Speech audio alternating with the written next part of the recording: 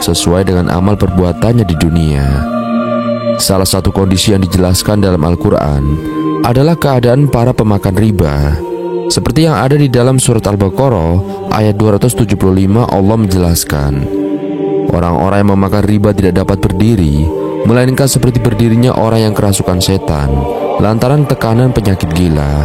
Mereka berkata, sesungguhnya jual beli itu sama dengan riba, padahal Allah telah menghalalkan jual beli dan mengharamkan riba. Orang-orang yang memakan riba akan dibangkitkan dalam keadaan seperti orang-orang yang kesurupan, tidak mampu berdiri dengan tegak, bahkan untuk duduk pun tidak sanggup. Bayangkan sahabat, di tengah kerumunan manusia dari zaman Nabi Adam hingga manusia terakhir, mereka berdesakan, sementara matahari didekatkan 1 mil di atas kepala. Di tengah situasi tersebut, orang-orang yang memakan riba akan berguling-guling seperti orang yang kesurupan, tidak mampu berdiri atau duduk dengan tenang. Ini adalah peringatan bagi siapa saja yang masih terlibat dalam riba. Berhentilah dari perbuatan tersebut sebelum terlambat. Selanjutnya yang kedua adalah mengenai orang-orang yang sombong. Dijelaskan dalam sebuah hadis yang diriwayatkan oleh Imam Bukhari dalam kitabnya Al-Adab Al-Mufrad, bahwa Nabi Muhammad SAW bersabda, pada hari kiamat, orang-orang yang sombong akan digiring dan dikumpulkan seperti semut kecil dalam bentuk manusia. Ini adalah bentuk kehinaan yang akan meliputi mereka dari segala arah. Mereka akan digiring menuju penjara di neraka jahanam yang bernama Bulas. Di sana, mereka akan dibakar oleh api neraka yang sangat panas dan akan diberi minuman berupa nanah dari penghuni neraka serta lumpur kebinasaan. Itulah nasib orang-orang yang sombong. Oleh karena itu, jangan sampai kita bersikap sombong, karena pada hari kiamat Allah Subhanahu wa Ta'ala membangkitkan mereka dalam keadaan tubuh yang sangat kecil. Mereka akan terseok-seok, berusaha menghindari pijakan-pijakan kaki orang-orang yang besar. Allah akan memperkecil tubuh mereka seperti semut, sementara orang-orang di sekitar mereka berukuran besar. Mereka akan berjalan ke sana kemari, menghindari injakan orang-orang yang berlalu lalang. Begitulah Allah mengecilkan mereka pada hari kiamat, karena di dunia mereka merasa besar. Itulah balasan yang sesuai dengan perbuatannya. Kemudian yang ketiga, mengenai para pengemis atau peminta-minta di dunia. Nabi Muhammad SAW bersabda, barang siapa yang meminta-minta padahal dia tidak fakir, maka seakan-akan dia memakan bara api. Bahkan dalam hadis lain yang diriwayatkan oleh Bukhari dan Muslim, disebutkan bahwa seorang yang terus-menerus meminta-minta kepada orang lain, kelak pada hari kiamat, dia akan menghadap Allah dalam keadaan tidak ada sepotong daging pun yang menempel di wajahnya. Wajahnya hanya berupa tengkorak. Dan hal ini sangat menakutkan. Pada dasarnya, meminta-minta itu dilarang, kecuali dalam kondisi darurat. Misalnya, jika seorang benar-benar fakir, tidak bisa bekerja, lumpuh, dan tidak ada yang bertanggung jawab atas kehidupannya, maka diperbolehkan untuk meminta-minta, karena jika tidak, dia akan mati. Begitu pula jika seorang sedang bepergian dan kehilangan dompet, padahal di kampungnya dia kaya, dan dalam situasi seperti ini, dia diperbolehkan meminta-minta sekedar untuk bertahan hidup. Namun, ketika dia sudah pulang ke kampungnya, dia tidak boleh meminta-minta lagi. Selanjutnya yang keempat adalah mengenai orang-orang yang dibangkitkan dengan diseret wajahnya dalam keadaan buta, bisu dan tuli. Siapakah mereka? Dalam Al-Quran surat Al-Isra ayat 97, Allah Subhanahu wa Ta'ala berfirman, barang siapa yang diberi petunjuk oleh Allah, maka dialah yang mendapat petunjuk. Dan barang siapa yang disesatkannya, maka kamu tidak akan mendapatkan penolong bagi mereka selain Dia. Dan kami akan mengumpulkan mereka pada hari kiamat dengan diseret atas muka mereka dalam keadaan buta, bisu dan tuli. Tempat kediaman mereka adalah neraka jahanam. Setiap kali nyala api itu akan padam, kami tambahkan lagi nyalanya supaya mereka merasakan azab. Padahal ketika di dunia mereka bisa melihat, mendengar dan berbicara. Namun ketika hidayah disodorkan kepada mereka, mereka menolaknya. Mereka menolak kebenaran, dan inilah akibat dari kesombongan. Penolakan terhadap kebenaran adalah sifat dan watak iblis. Ketika Allah memerintahkan iblis untuk sujud kepada Adam, iblis menolak dengan enggan sujud, sebagaimana Allah Subhanahu wa Ta'ala berfirman, dan iblis menolak dan sombong, dan dia termasuk golongan orang-orang kafir. oleh karena itu, menolak kebenaran adalah tindakan yang sangat berbahaya. Karena ia adalah bagian dari kesombongan, sifat yang juga dimiliki oleh iblis. Selanjutnya, yang kelima, secara umum, manusia akan dibangkitkan dalam keadaan telanjang, seperti bayi. Semua manusia akan dibangkitkan dalam kondisi tanpa alas kaki, tanpa pakaian, dan tanpa harta yang melekat di tubuh mereka. Nabi Muhammad SAW menjelaskan bahwa manusia akan dibangkitkan seperti itu, tanpa alas kaki, tanpa pakaian, tanpa khitan, dan tidak ada satupun harta yang menyertai mereka. Di dunia, terkadang seorang merasa sombong karena pakaiannya yang penuh dengan simbol pangkat, jabatan, dan gelar. Namun pada hari kiamat, pakaian tersebut tidak ada lagi. Tidak ada lagi yang bisa dibanggakan dari pakaian atau harta benda. Di dunia mungkin seorang bisa berbangga dengan hartanya, namun di akhirat, semua itu tidak ada artinya. Saat dibangkitkan, manusia tidak membawa apa-apa sama sekali. Lalu apa yang bisa dibanggakan? Semua manusia akan dikumpulkan dalam keadaan telanjang. Kemudian yang keenam, ada orang-orang yang berjalan dengan wajah mereka pada hari kiamat.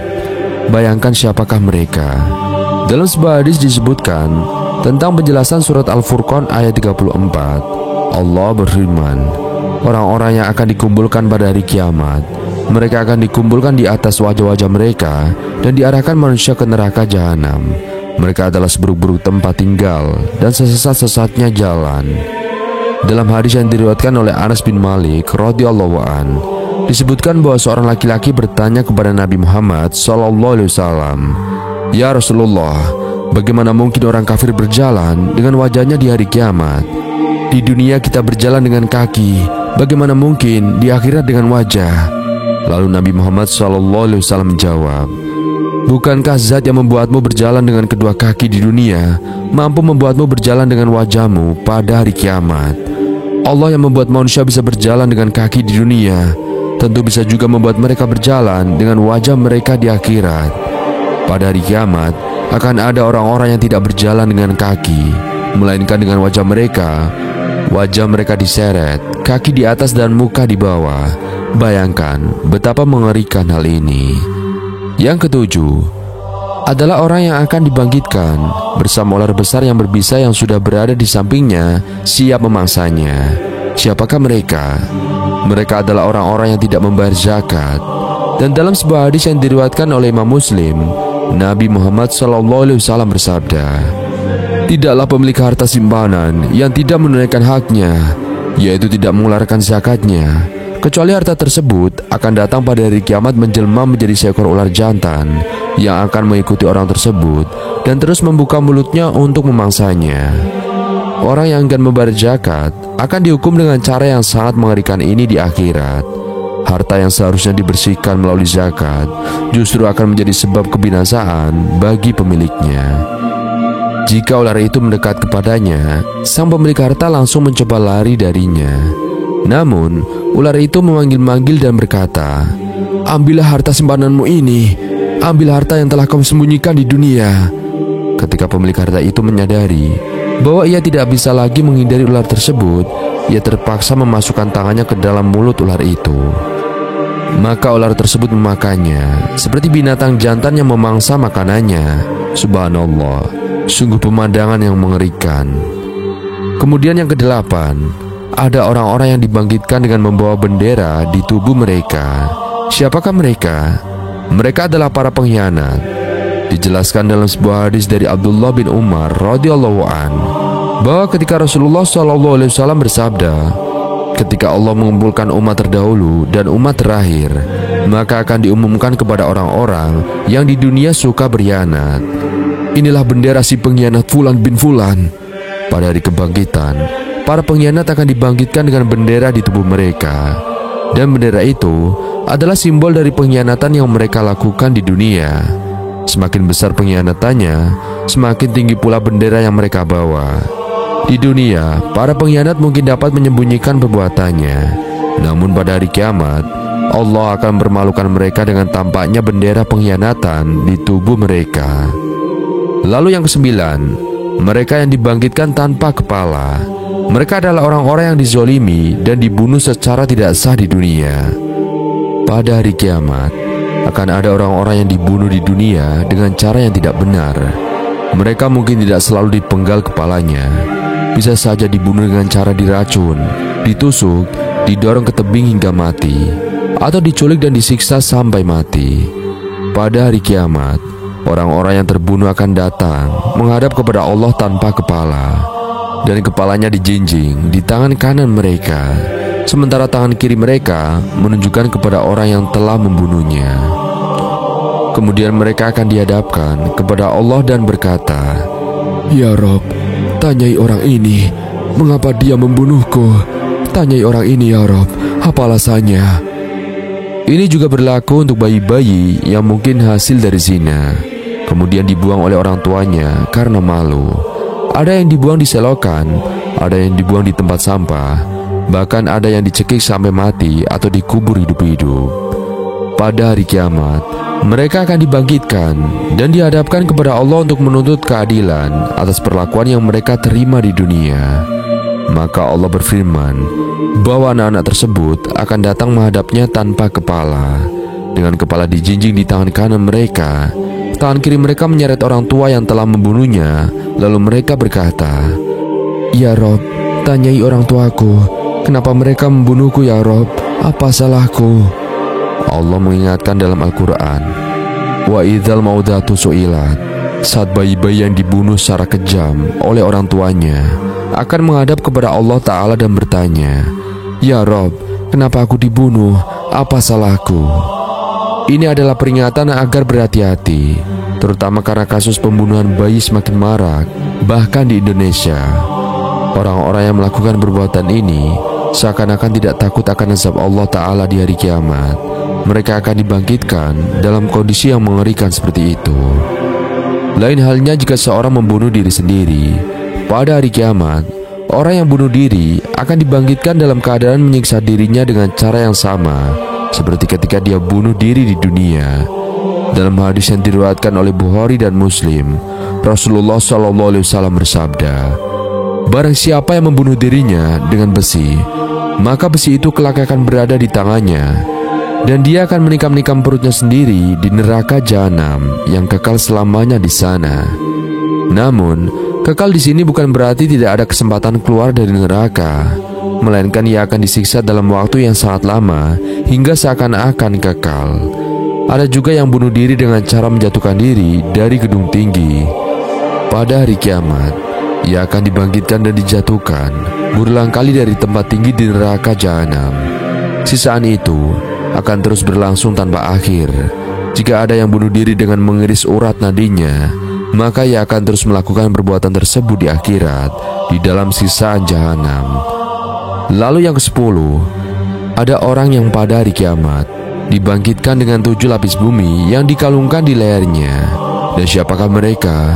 Rasulullah bersabda, "Barang siapa yang mengambil sejengkal tanah dengan zolim, maka pada hari kiamat tanah itu akan dikalungkan kepadanya sebanyak 7 lapis.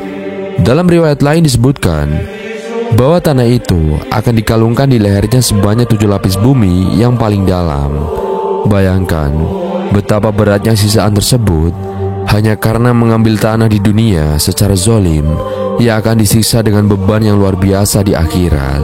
Subhanallah, inilah akibat dari perbuatan yang zolim dan melanggar hak orang lain di dunia. Kemudian yang ke-11, pada hari kiamat nanti, ada orang yang dibangkitkan dengan perut yang penuh dengan api. Bayangkan, perutnya dipenuhi oleh api. Dan siapakah mereka? Mereka adalah orang-orang yang menyembunyikan ilmu, yang tidak menyampaikan pengetahuan yang mereka miliki. Ancaman bagi mereka disebutkan di dalam surat Al-Baqarah ayat 174. Sesungguhnya orang-orang yang menyembunyikan apa yang telah diturunkan Allah berupa Alkitab dan menjualnya dengan harga yang murah, mereka itu sebenarnya tidak memakan apa-apa dalam perut mereka kecuali api. Allah tidak akan berbicara kepada mereka pada hari kiamat, tidak akan menyucikan mereka, dan bagi mereka azab yang pedih. Orang-orang yang tahu kebenaran tapi tidak menyampaikannya karena berbagai alasan, seperti takut menimbulkan perpecahan, takut orang menjauh dari dakwah mereka, atau takut dibuli dan dihujat, akan dihukum dengan sangat berat. Padahal tujuan utama dalam dakwah seharusnya dalam mencari ridho Allah Subhanahu wa Ta'ala, bukan ridho manusia. Maka sampai kalah kebenaran, meskipun dengan cara yang lembut, tetapi tetap tegas dalam menyampaikannya. Demikianlah beberapa kondisi manusia ketika dibangkitkan pada hari kiamat.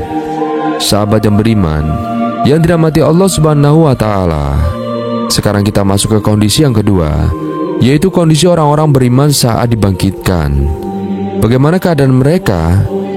Dalam sebuah hadis yang diriwayatkan oleh Imam Muslim dari Jabir bin Abdullah radhiyallahu an, Rasulullah bersabda, setiap hamba akan dibangkitkan sesuai dengan keadaan saat menjelang wafatnya. Jika seorang saat menjelang wafatnya mengucapkan la ilaha illallah, maka dia akan dibangkitkan dalam keadaan mengucapkan la ilaha illallah. Jika menjelang wafatnya dia membaca Al-Quran, maka dia akan dibangkitkan dalam keadaan membaca Al-Quran. Jika saat wafatnya dia sedang sholat, maka dia akan dibangkitkan dalam keadaan sholat. Jika saat wafatnya dia sedang berzikir, maka dia akan dibangkitkan dengan lisan yang basah oleh zikir. Dan jika saat wafatnya dia sedang mengenakan pakaian ihram untuk haji atau umroh, maka dia akan dibangkitkan dalam keadaan mengucapkan labbaik Allahumma labbaik. Orang akan dibangkitkan sesuai dengan keadaannya saat meninggal. Para mujahidin yang gugur di medan perang atau medan pertempuran yang juga demikian, mereka tidak dimandikan dan dikuburkan dengan pakaian yang mereka kenakan, agar darah-darah syahid mereka menjadi saksi pada hari kiamat. Mereka akan dibangkitkan dalam darah syahid itu sebagai bukti bahwa mereka mati di atas keimanan dan jihad fisabilillah. Bahkan para muazin, orang-orang yang rutin mengumandangkan azan, pada hari kiamat akan dibangkitkan dengan ciri yang istimewa. Rasulullah bersabda bahwa nanti pada hari kiamat akan ada orang-orang dengan leher yang panjang. Siapakah mereka? Nabi menjelaskan bahwa mereka adalah para muazin. Para muazin akan dibangkitkan dengan leher yang panjang di antara manusia pada hari kiamat. Apakah ini berarti leher mereka akan benar-benar panjang seperti jerapah? Para ulama menjelaskan bahwa ini adalah kiasan. Maksud dari leher yang panjang ini adalah mereka akan membuat manusia lain merasa iri karena pahala dan rahmat yang sangat besar yang diberikan kepada para muazin. Orang-orang akan memperhatikan mereka karena mereka adalah orang yang paling banyak menerima pahala dari Allah Subhanahu wa Ta'ala. Selain itu, ada orang-orang yang disediakan mimbar dari cahaya. Siapakah mereka? Muaz bin Jabal radhiyallahu an meriwayatkan bahwa dia mendengar Rasulullah bersabda, Allah berfirman dalam hadis qudsi, orang-orang yang saling mencintai karena keagunganku, mereka akan memiliki mimbar-mimbar dari cahaya yang sangat diinginkan oleh para nabi dan para syuhada.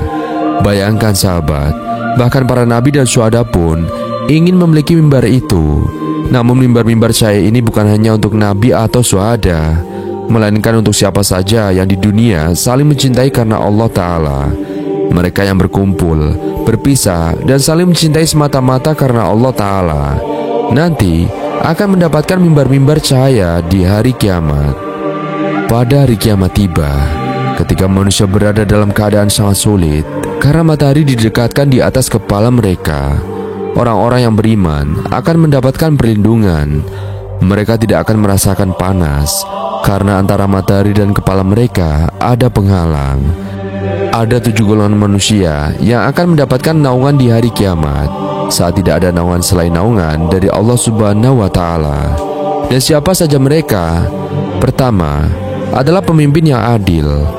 Kedua, yaitu pemuda yang tumbuh dalam ketaatan kepada Allah Ta'ala. Ketiga adalah seorang yang hatinya senantiasa terikat dengan masjid. Keempat, 2 orang yang saling mencintai karena Allah, berkumpul karena Allah, dan berpisah juga karena Allah. Kelima, seseorang yang diajak oleh seorang wanita untuk berzina, namun dia menolak dan berkata, aku takut kepada Allah. Keenam, orang yang bersedekah dengan begitu ikhlas sehingga tangan kirinya tidak mengetahui apa yang diberikan oleh tangan kanannya. Ketujuh, seseorang yang pada malam hari berdiri melaksanakan sholat, menangis karena takut kepada Allah di tengah kesunyian. Inilah 7 golongan yang akan mendapatkan naungan dari Allah Ta'ala pada hari kiamat. Mereka adalah orang-orang yang beriman, yang memiliki kedudukan istimewa. Bahkan, pada hari kiamat ada juga orang-orang yang akan diberikan cahaya ketika melewati jembatan Shiratal Mustaqim. Seperti yang kita ketahui, jembatan Shiratal Mustaqim itu sangat gelap, licin, dan juga bergelombang. Untuk dapat meniti jembatan tersebut, orang-orang ini akan diberikan cahaya oleh Allah Ta'ala. Dan siapakah mereka? Rasulullah bersabda, mereka adalah orang-orang yang pergi ke masjid pada waktu subuh di kegelapan malam. Rasulullah berkata, berbahagialah orang-orang yang berjalan di kegelapan menuju masjid. Mereka akan mendapatkan cahaya yang sempurna pada hari kiamat. Selain itu, orang-orang yang senantiasa menjaga wudhu, anggota tubuh mereka akan bercahaya pada hari kiamat. Tangan, dahi, dan kaki mereka akan bersinar. Rasulullah bersabda, umatku akan dikenali pada hari kiamat karena anggota tubuh mereka yang bercahaya akibat wudhu. Maka jika seorang tidak memiliki cahaya di anggota tubuhnya, berarti dia bukan dari umat Rasulullah. Karena umat Rasulullah dikenali melalui cahaya yang muncul dari anggota tubuh yang digunakan untuk wudhu. Begitu juga orang-orang yang rutin membaca surat Al-Kahfi pada hari kiamat, mereka akan diberikan cahaya, yaitu termasuk juga mereka yang berjihad di jalan Allah Ta'ala dengan memanah. Mereka akan mendapatkan cahaya pada hari kiamat. Selain itu, ada pula orang yang pada hari kiamat akan dipakaikan pakaian yang indah seperti sutra yang mewah. Dan siapakah mereka? Nabi Muhammad SAW bersabda bahwa mereka adalah orang-orang yang mampu membeli pakaian mahal, tetapi memilih untuk mengenakan pakaian biasa dengan tujuan merendah diri dan bersikap tawadu. Maka pada hari kiamat, Allah akan memakaikan pakaian mewah kepada mereka sebagai balasan atas sikap tawadu yang mereka tunjukkan di dunia. Dan inilah berbagai kondisi manusia pada hari kiamat, ketika mereka akan dibangkitkan sesuai dengan golongan masing-masing. Apakah mereka akan dibangkitkan dalam keadaan baik ataukah dalam kondisi yang menakutkan? Semoga kita semua sahabat dijauhkan dari kondisi yang buruk di hari kebangkitan tersebut.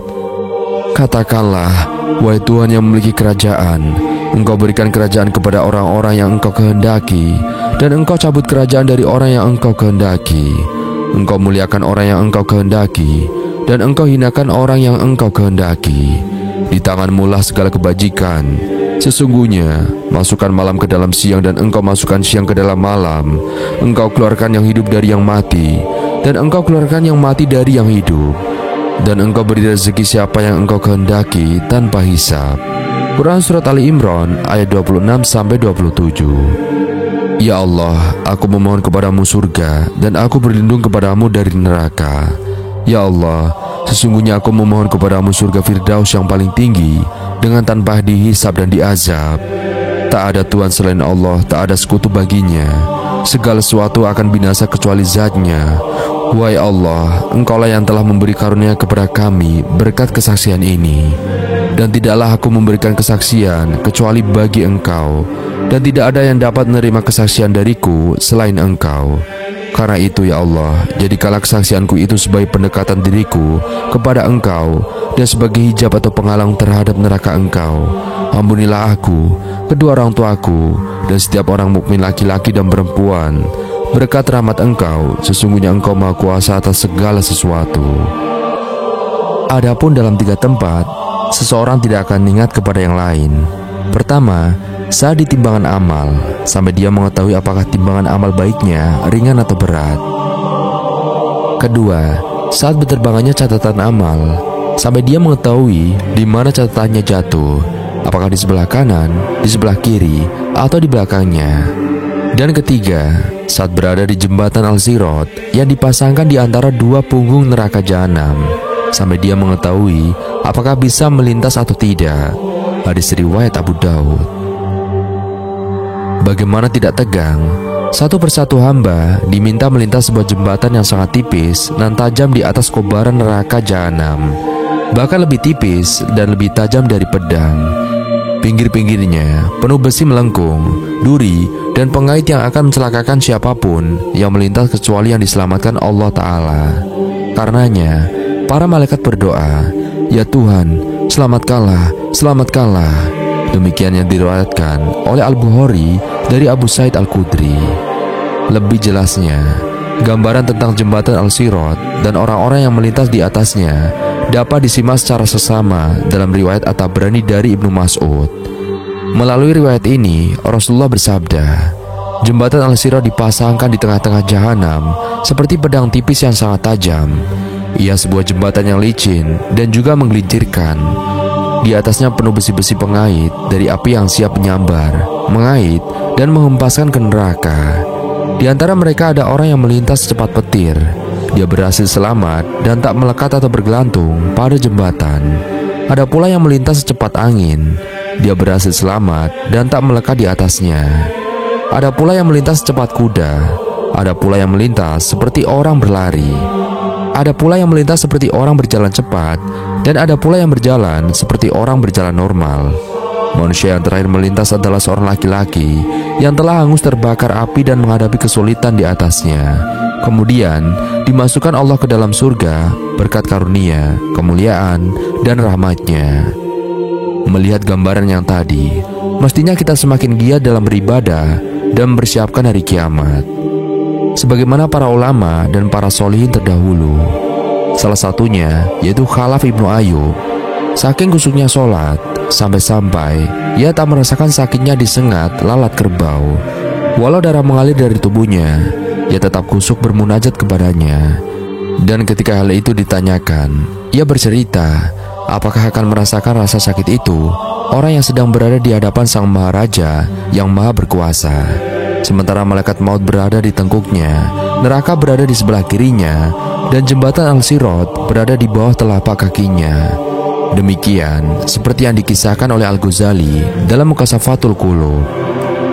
Mengingat beratnya peristiwa yang akan dihadapi kelak saat melintasi jembatan Al-Sirat, marilah kita senantiasa untuk mempersiapkan peristiwa tersebut. Jika kita ingin selamat dan melintas Al-Sirat dengan cepat, maka jagalah sholat 5 waktu secara berjamaah. Sebab itu pula salah satu pesan Rasulullah SAW kepada umatnya. Siapa saja yang menjaga sholat 5 waktu secara berjamaah, maka ia menjadi orang pertama yang melintasi jembatan Al-Sirat yang cepatnya seperti kilat menyambar, kemudian dikumpulkan Allah bersama golongan tabi'in. Demikian seperti yang diriwayatkan oleh At-Tabrani dari Abu Hurairah dan Ibnu Abbas. Jembatan Siratal Mustaqim merupakan salah satu konsep penting dalam ajaran Islam yang menggambarkan perjalanan umat manusia setelah hari kiamat. Dalam Al-Quran dan hadis, jembatan ini disebutkan sebagai jalur yang harus dilalui oleh setiap jiwa menuju surga. Namun, tidak semua akan berhasil melewati jembatan ini dengan selamat. Mereka yang beriman dan amalnya baik akan melintasi dengan mudah, sementara yang berdosa akan jatuh ke dalam neraka di bawahnya. Istilah Siratal Mustaqim secara harfiah berarti jalan yang lurus. Di dunia, istilah ini merujuk pada jalan hidup yang lurus, yaitu jalan yang mengarah pada keridhaan Allah dan keselamatan di akhirat.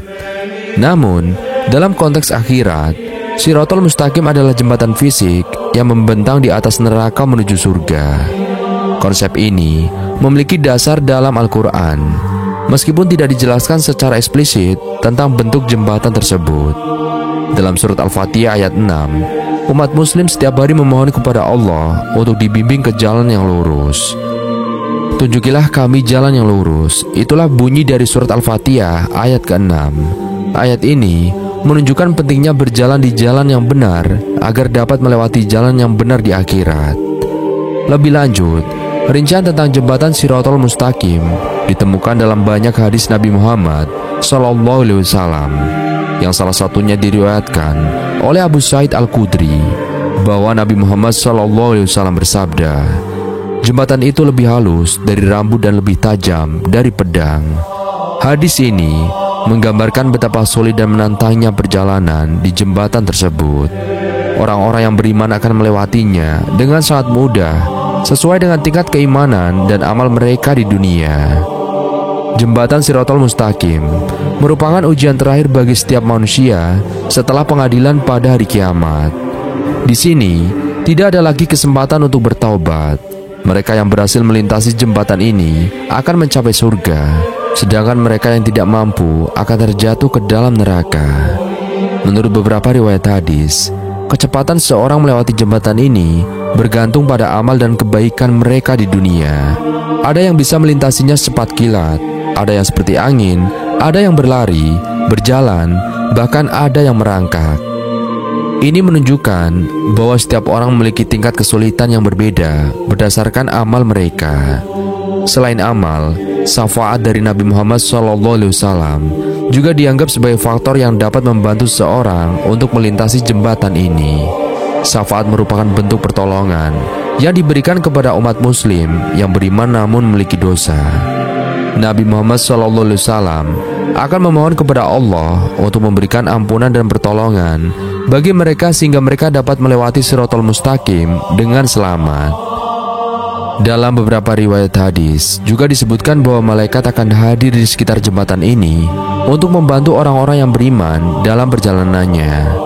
Malaikat akan menarik tangan mereka yang hampir terjatuh, memberikan bantuan kepada mereka yang membutuhkan, dan menyelamatkan mereka dari jurang neraka yang menanti di bawahnya.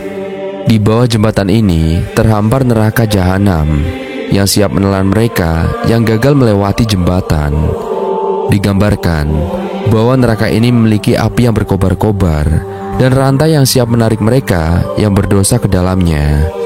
Gambaran ini mempertegas betapa mengerikannya perjalanan di jembatan ini bagi mereka yang tidak siap. Banyak ulama yang menekankan betapa pentingnya amalan-amalan tertentu untuk memudahkan perjalanan melewati Shirathul Mustaqim. Di antaranya adalah menjaga sholat 5 waktu, berpuasa, zakat, dan menunaikan haji. Selain itu, akhlak yang baik dan berbanyak amal jariah juga dapat meringankan perjalanan tersebut. Shirathul Mustaqim tidak hanya di akhirat, tetapi juga merupakan jalan yang harus diikuti di dunia. Al-Quran mengajarkan pentingnya keimanan dan keteguhan hati dalam menjalani kehidupan yang sesuai dengan perintah Allah Ta'ala. Dengan mengikuti Shirathul Mustaqim di dunia, seseorang akan dipermudah untuk melintasinya di akhirat. Sifat sabar dan tawakal kepada Allah juga merupakan faktor penting dalam membantu seseorang melewati jembatan ini. Mereka yang sabar dalam menghadapi cobaan dunia dan selalu bertawakal kepada Allah akan dipermudah dalam menghadapi ujian Shirathul Mustaqim. Namun, tidak ada yang lebih menentukan selain pengampunan Allah Ta'ala. Meskipun seorang memiliki amal yang banyak, tetapi tetap saja ia bergantung pada rahmat dan ampunan Allah untuk bisa selamat. Oleh karena itu, memohon ampunan kepada Allah secara terus-menerus dan juga bertaubat dari dosa-dosa adalah hal yang sangat ditekankan dalam Islam. Dalam kehidupan sehari-hari, umat muslim diajarkan untuk selalu mempersiapkan diri untuk menghadapi kematian dan kehidupan setelahnya.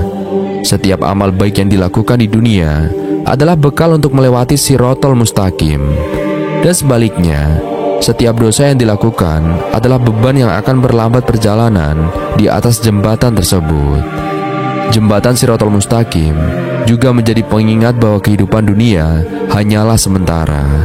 Setiap tindakan, keputusan, dan pilihan yang dibuat di dunia akan berkonsekuensi pada kehidupan di akhirat. Mereka yang mengikuti jalan lurus di dunia akan mendapatkan keselamatan di akhirat, sementara mereka yang menyimpang akan menghadapi kesulitan di Shirathul Mustaqim. Pada akhirnya, Shirathul Mustaqim adalah salah satu manifestasi dari kekuasaan Allah di akhirat. Hanya dengan rahmat dan kehendaknya, seseorang bisa melewati ujian tersebut. Bahkan para nabi dan orang-orang soleh pun bergantung pada rahmat Allah untuk selamat. Setiap manusia disebut akan melewati sirat atau Shirathul Mustaqim saat di akhirat kelak.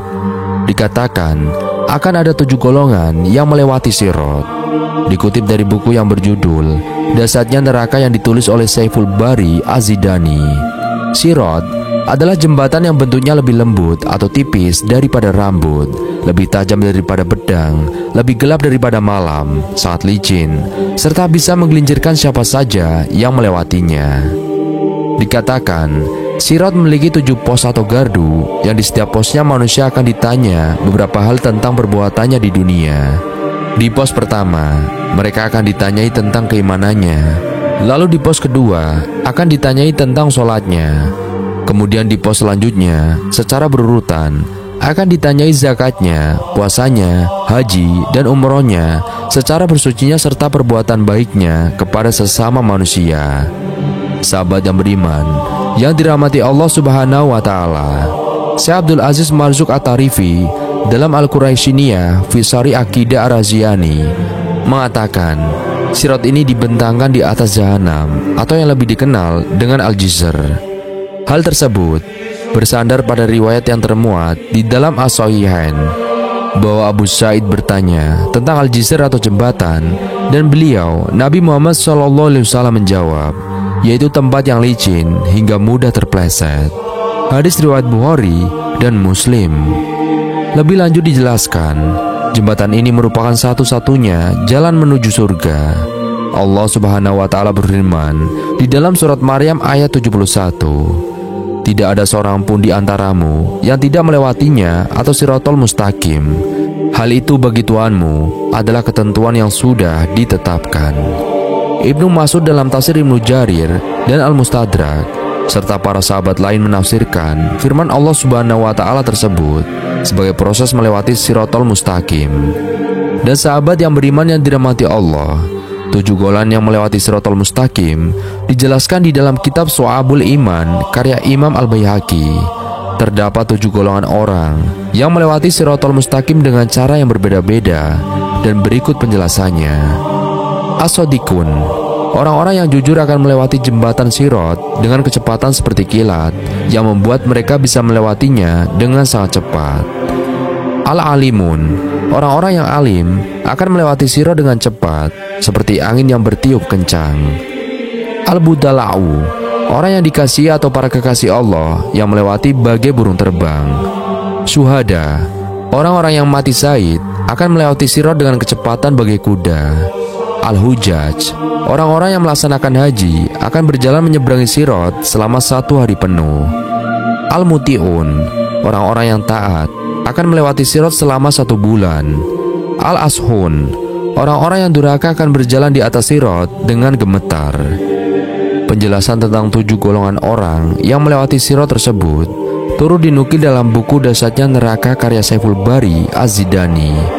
Namun, dikatakan golongan ke-6 akan melewati sirat seperti larinya binatang ternak, dan golongan ke-7 seperti lari sehari semalam. Ada juga pendapat yang menyebut ada golongan yang melewatinya dalam waktu yang sangat lama, mencapai ribuan tahun dunia. Imam Al-Ghazali dalam kitab Ihya Ulumuddin menegaskan bahwa orang yang beriman harus mempercayai bahwa kiamat itu pasti akan terjadi dan proses melintasi sirat itu akan dilalui. Tempat setelah Siratal Mustaqim. Mungkin istilah Kontoro agak asing di telinga kita. Akan tetapi, perlu banyak diketahui bahwa setiap mukmin yang selamat ketika menyeberang Siratal Mustaqim akan berada di Kontoro ini. Kita semua berharap agar kita berada di sana kelak, bersiap masuk surga. Dan melalui video kali ini, kita akan membahas mengenai Kontoro, agar tidak terjadi di mana seorang mukmin yang berharap akan melewatinya sebelum masuk surga akan tetapi tidak mengetahui sama sekali apa itu Kontoro. Rasulullah SAW bersabda, orang-orang beriman yang telah selamat dari api neraka atau telah melewati Siratal Mustaqim, jembatan yang ada di atas punggung neraka, akan tertahan di Kontoro atau sebuah tempat di antara surga dan neraka. Kemudian ditegakkanlah kisos terhadap sebagian mereka akibat kezaliman yang terjadi di antara mereka di dunia. Setelah dibersihkan dan dibebaskan dari kezaliman, barulah mereka diizinkan masuk ke surga. Demi zat yang jiwaku berada di tangannya, sungguh salah seorang di antara mereka lebih paham terhadap tempat tinggalnya di surga daripada tempat tinggalnya di dunia. Juga disebutkan dalam beberapa kitab-kitab akidah. Salah satunya adalah Al-Aqidah Al-Wasithiyah karya Syekhul Islam Ibnu Taimiyah rahimahullah, dan beliau berkata, barang siapa yang melewati sirat akan masuk surga. Jika mereka melewatinya, mereka akan berhenti di Kontoro antara surga dan neraka. Maka mereka saling kisos satu sama lainnya. Jika mereka setelah dibersihkan atau dibebaskan dari kezaliman, barulah mereka diizinkan masuk surga. Syekh Abdullah Al-Jibrin rahimahumullah berkata, Kontoro, makna asalnya adalah sebuah tempat antara dua barikade pembatas atau antara dua lautan, seperti tepian pantai antara dua laut. Bisa juga maksudnya bentuknya luas dan leluasa bagi mereka atau makna sejenisnya. Maka jembatan atau kontoro ini yaitu tempat menyeberang yang luas bagi mereka. Maka mereka yang akan masuk surga berhenti dan dihisab. Ibnu Hajar Al-Asqalani rahimakumullah berkata, diperselisihkan mengenai kontoro tersebut. Ada yang berpendapat ia adalah penyempurna kelanjutan dari Sirat, yaitu ujungnya sebelum surga, dan ada yang berpendapat bahwa ada dua jembatan, atau jembatan Sirat dan jembatan Kontoro. Pendapat kedua ini yang ditegaskan oleh Al-Qurtubi. Syekh Muhammad bin Shalih Al-Utsaimin rahimakumullah berkata, ulama berselisih mengenai Kontoro. Apakah ia merupakan ujung dari jembatan Sirat yang berada di atas punggung Jahanam, atau jembatan yang berdiri sendiri? Yang benar mengenai hal ini, kita katakan, wallahu alam, Allah lebih mengetahui. Tidak pasti perkaranya, akan tetapi yang pasti manusia akan berhenti di sana. Kontoro terletak di antara surga dan neraka, atau setelah Sirat dan sebelum surga. Karena Sirat memang berada di atas punggung neraka. Al-Qurtubi rahimakumullah berkata, Muqatil berkata, jika mereka orang mumin telah melewati jembatan di atas Jahanam, mereka akan ditahan berhenti di Kontoro, yaitu antara surga dan neraka. Syekh Shalih Fauzan Al-Fauzan hafizahullah berkata, Kontoro adalah sebuah jembatan yang tinggi dari suatu bangunan. Kontoro ini ada yang mengatakan ujung dari Sirat dan sebelum surga, dan ada yang juga mengatakan jembatan lain yang khusus bagi kaum mukminin. Di dalam hadis yang tadi dijelaskan bahwa di Kontoro terjadi saling kisos. Yang kisos ini berbeda dengan kisos pertama yang terjadi di Padang Mahsyar. Kisos di Padang Mahsyar lebih umum terjadi pada orang beriman, zalim maupun kafir. Caranya adalah dengan menyerahkan pahala kepada yang dizalimi, dan jika pahalanya sudah habis, maka dosa yang dizalimi diserahkan kepada yang menzalimi. Sedangkan kisos kedua di Kontoro terjadi sama orang beriman untuk menyucikan hati mereka. Syekh Muhammad bin Shalih Al-Utsaimin rahimakumullah berkata, kisos di sini berbeda dengan kisos pertama yang terjadi di Padang Mahsyar. Karena kisos ini lebih khusus untuk menghilangkan rasa dendam, dengki, dan kebencian pada hati-hati manusia. Maka ini semacam pembersihan dan juga penyucian. Ibnu Qayyim Al-Jauziyah rahimakumullah berkata, maka surga tidak akan dimasuki oleh orang yang jelek ataupun orang yang terdapat padanya kejelekan. Maka barang siapa yang telah suci di dunia dan bertemu Allah dalam keadaan suci dari kotoran atau najis, dia akan masuk ke dalamnya tanpa penghalang. Dan barang siapa yang belum suci di dunia, jika kenajisannya itu pada asal orangnya seperti orang kafir, maka tidak akan masuk surga sama sekali. Namun jika najisnya itu adalah najis yang datang yakni bukan pada asal orangnya, maka ia akan masuk surga setelah disucikan dari najis itu di neraka, kemudian keluar darinya. Sampai-sampai orang yang beriman jika telah melewati jalan di atas Jahanam, mereka akan ditahan di Kontoro atau jembatan antara jannah dan neraka, hingga mereka dibersihkan dan disucikan dari sisa-sisa kotoran yang menjadikan tertahan dari surga dan tidak menyampaikan ke dalam neraka. Jika telah berhasil dan suci, barulah diizinkan untuk masuk ke dalam surga. Inilah sebagaimana yang difirmankan oleh Allah Ta'ala, dan kami lenyapkan segala rasa dendam yang berada dalam hati mereka, sedang mereka merasa bersaudara duduk berhadapan-hadapan di atas dipan-dipan. Quran Surat Al-Hijr ayat 47. Di antara penghuni surga dan penghuni neraka ada yang namanya Ashabul Araf, yaitu orang-orang yang timbangan amal kebaikan dan keburukan mereka sama berat. Allah Ta'ala berfirman, dan di antara keduanya penghuni surga dan neraka ada batasnya, dan di atas Araf itu ada orang-orang yang mengenal masing-masing dari dua golongan itu dengan tanda-tanda mereka. Dan mereka menyeru penduduk surga, Salamun alaikum. Lalu mereka belum lagi memasukinya, sedang mereka ingin segera memasukinya. Dan apabila pandangan mereka dialihkan ke arah penghuni neraka, maka mereka berkata, Ya Tuhan kami, janganlah Engkau tempatkan kami bersama orang-orang yang zalim itu. Dan orang-orang yang di atas Araf memanggil beberapa orang atau pemuka-pemuka orang kafir yang mereka mengenalnya dengan tanda-tandanya dengan mengatakan, Harta yang kamu kumpulkan dan apa yang selalu kamu sombongkan itu tidaklah memberi manfaat kepadamu. Orang-orang di atas Araf bertanya kepada penghuni neraka, itukah orang-orang yang kamu telah bersumpah bahwa mereka tidak akan mendapat rahmat Allah? Dan kepada orang mukmin itu dikatakan, masuklah ke dalam surga, tidak ada kekhawatiran terhadapmu dan tidak pula kamu bersedih hati. Quran Surat Al-A'raf ayat 46-49. Maka ketika para ashabul Araf ditahan oleh Allah Subhanahu wa Ta'ala dalam waktu yang cukup lama, barulah setelah itu Allah memasukkan mereka ke dalam surga. Dalam hadis yang diriwayatkan oleh Nabi Muhammad SAW, setelah orang-orang beriman diselamatkan dari neraka dengan melewati titian Sirat Al-Mustaqim, mereka akan tertahan di Qantara.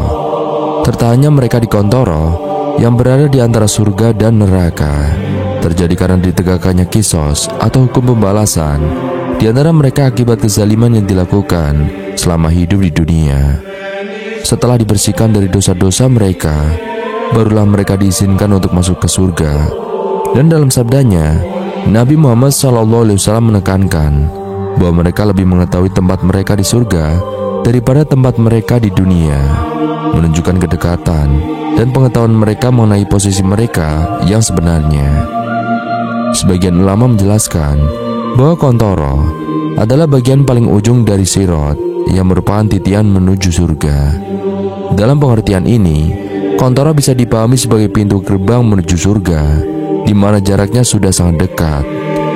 Al-Hafiz Ibnu Hajar Al-Asqalani, seorang ulama terkemuka, menjelaskan bahwa Qantara adalah ujung dari Sirat sebelum mencapai surga itu sendiri. Nabi SAW juga menjelaskan tentang Sirat dalam sebuah hadis yang diriwayatkan oleh Imam Muslim.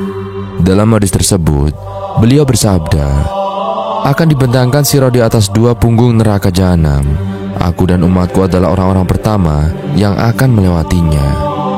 Hal ini menunjukkan keistimewaan dan juga keutamaan umat Nabi Muhammad SAW di akhirat, di mana mereka akan diberikan kemudahan untuk melewati titian tersebut sebelum umat-umat lainnya.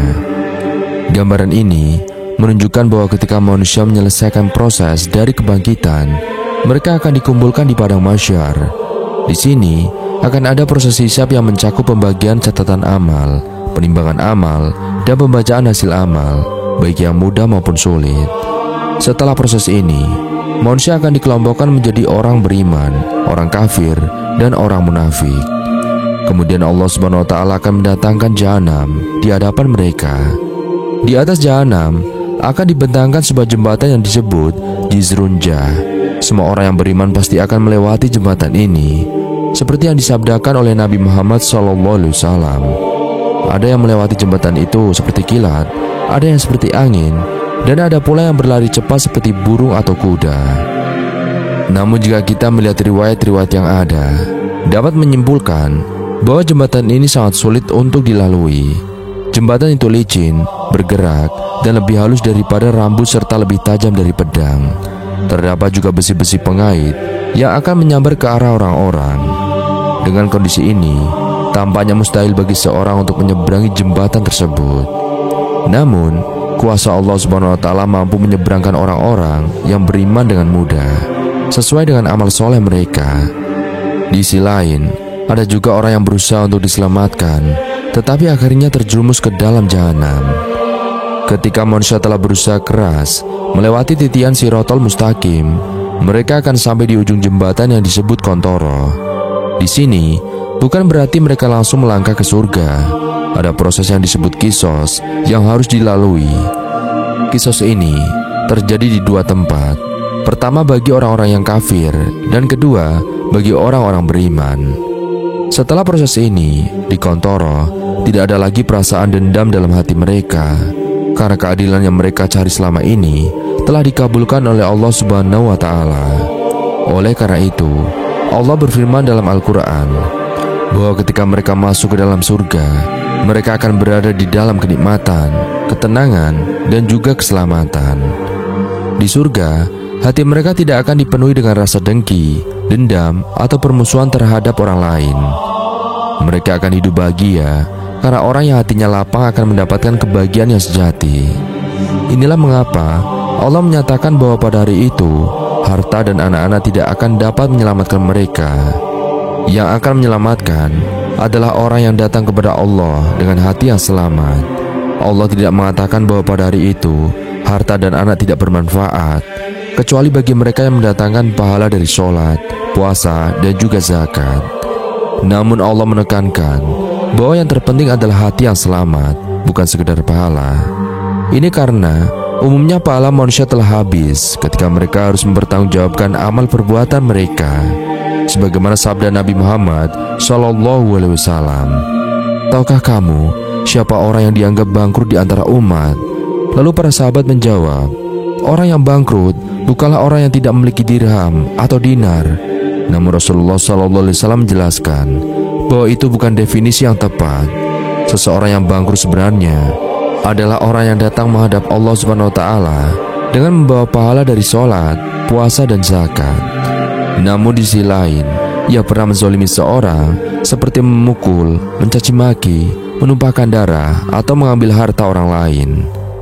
Ketika orang-orang yang dizalimi itu mendatangi si penzalimi di kontoro, mereka akan berkata, "Wahai fulan, kau dulu menzalimi aku, berikanlah pahalamu padaku."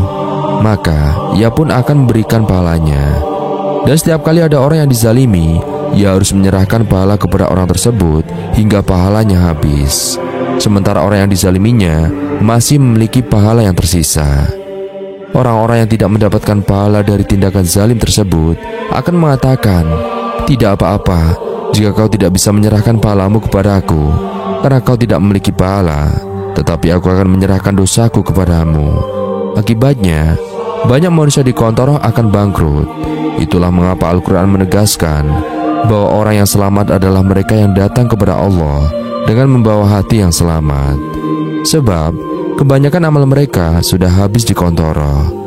Namun ketika mereka datang kepada Allah dengan hati yang selamat dari kezaliman, menyakiti orang lain, serta memiliki lisan dan perbuatan yang selamat, itulah orang yang hakikatnya selamat saat menghadapi Allah Subhanahu wa Ta'ala. Jadi sahabat yang beriman, siapapun yang telah melakukan kezaliman terhadap saudaranya, mintalah kehalalan di dunia ini sebelum datang hari di mana tidak ada manfaat bagi amal perbuatan. Inilah tempat yang sangat menakutkan, di mana seorang mungkin merasa jaraknya dengan surga hanya satu hasta, tetapi ia harus menanggung dosa orang lain. Allah Subhanahu wa Ta'ala telah menetapkan bahwa dia tidak dapat masuk ke dalam surga. Oleh karena itu, kita harus takut kepada tempat yang disebut kontoro ini. Jaga perbuatan kita dan hati kita, dan jangan pernah menzalimi orang lain.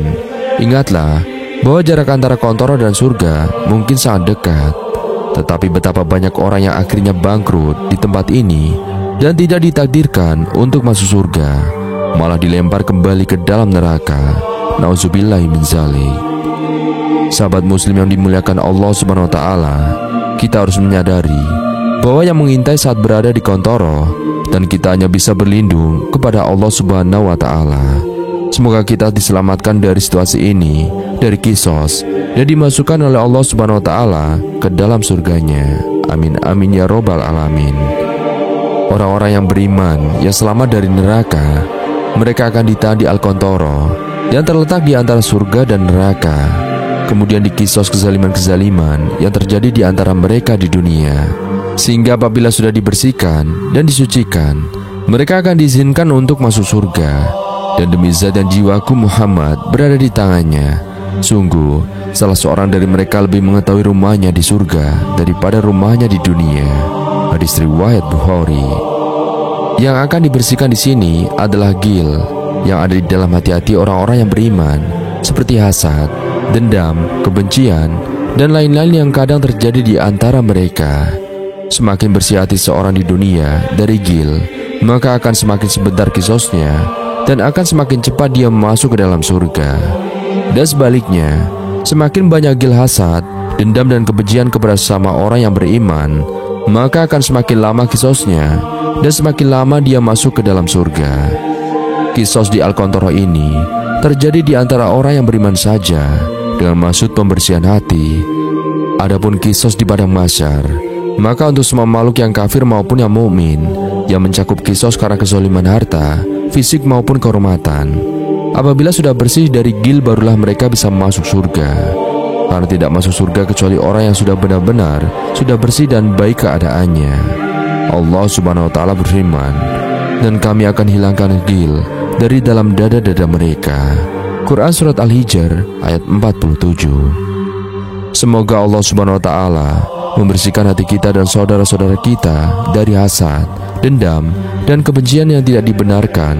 Dan semoga Allah Ta'ala menjadikan kita hamba-hambanya yang mudah untuk memaafkan orang lain. Amin ya rabbal alamin. Rasulullah SAW telah menyebutkan di dalam hadis Abdullah bin Mas'ud radhiyallahu an yang diriwayatkan oleh Bukhari dan Muslim tentang orang yang terakhir masuk ke dalam surga. Beliau bersabda, sesungguhnya aku mengetahui orang yang paling terakhir keluar dari neraka dan paling terakhir masuk ke dalam surga. Seorang laki-laki keluar dari neraka dalam keadaan merayap. Maka Allah berkata kepadanya, pergilah dan masuklah ke dalam surga. Dia pun mendatangi surga. Kemudian dibuat terbayang baginya bahwa surga telah penuh. Dia pun kembali dan berkata, wahai Robku, aku mendapatkan surga sudah penuh. Allah berkata, pergilah dan masuklah. Maka dia mendatangi surga, kemudian dibuat terbayang baginya bahwa surga telah penuh. Dia pun kembali dan berkata, wahai Robku, aku mendapatkan surga telah penuh. Allah berkata kembali, pergilah dan masuklah. Maka sungguh untukmu semisal dengan dunia dan 10 kali lipat dari dunia, atau bagimu 10 kali lipat dari dunia. Maka hamba tersebut berkata, apakah engkau mengejekku atau menertawaiku, sedangkan engkau adalah raja? Berkata Abdullah ibnu Mas'ud radhiyallahu an, sungguh aku melihat Rasulullah tertawa sampai kelihatan gigi geraham beliau.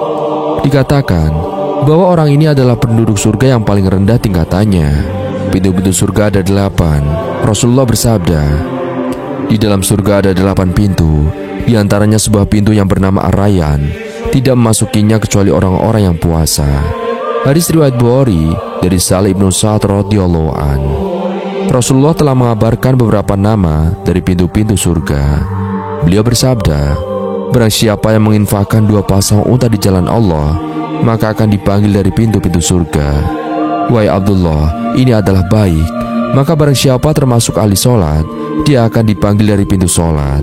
Dan barang siapa yang termasuk ahli jihad, maka akan dipanggil dari pintu jihad. Dan barang siapa yang termasuk ahli puasa, maka akan dipanggil juga dari pintu Ar-Rayyan. Dan barang siapa yang termasuk ahli sodako, maka akan dipanggil dari pintu sodako. Orang yang memperbaiki wudunya, kemudian membaca 2 kalimat syahadat, maka akan dibuka untuknya 8 pintu surga. Rasulullah bersabda, tidaklah salah seorang di antara kalian berwudu, kemudian memperbaiki wudunya, kemudian berkata, kecuali akan dibuka baginya 8 pintu surga. Silahkan dia memasuki dari mana saja dia kehendaki. Hadis riwayat Muslim. 8 pintu surga ini dibuka setiap tahun di bulan Ramadan. Dan Rasulullah bersabda, apabila masuk bulan Ramadan, maka akan dibuka pintu-pintu surga dan akan ditutup pintu-pintu jahanam dan akan dibelenggu syaitan-syaitan. Hadis riwayat Bukhari dan Muslim. Hajar adalah kota Masur di Bahrain dan Busro adalah kota Masur di Suriah. Apabila diukur, maka jarak antara kota Mekah dengan kedua kota tersebut kurang lebih 1200 km. Dan di dalam hadis yang lain, Rasulullah mengabarkan bahwasanya ada di antara pintu-pintu surga yang jarak kedua tepinya 40 tahun perjalanan. Hadis riwayat Muslim. Semoga Allah Ta'ala memudahkan jalan kita menuju ke surga. Bagi umat muslim yang berhasil mencapai surga, akan mendapatkan kenikmatan yang melebihi dari apa-apa yang ada di dunia, sehingga tak dapat terbayangkan kenikmatan yang dirasakan penghuni surga. Menurut Al-Quran memang benar adanya. Hal ini telah dijelaskan dalam Al-Quran dalam potongan surat Al-Bayyinah ayat 8 yang artinya, balasan mereka di sisi Tuhan mereka ialah surga Aden yang mengalir di bawahnya sungai-sungai. Mereka kekal di dalamnya selama-lamanya. Allah ridho terhadap mereka dan mereka pun ridho kepadanya. Yang demikian itu adalah balasan bagi orang-orang yang takut kepada Tuhannya.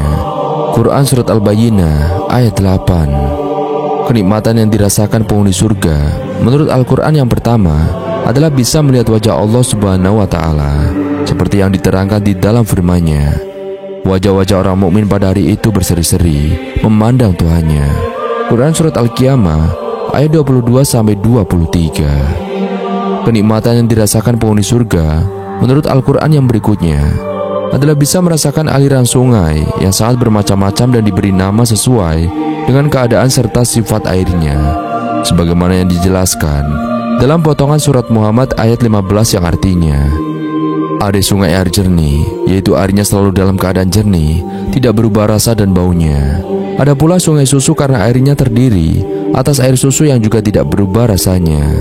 Kemudian ada juga sungai arak atau khamr, yaitu airnya terdiri atas khamr yang sangat lezat rasanya, tapi tidak memabukkan.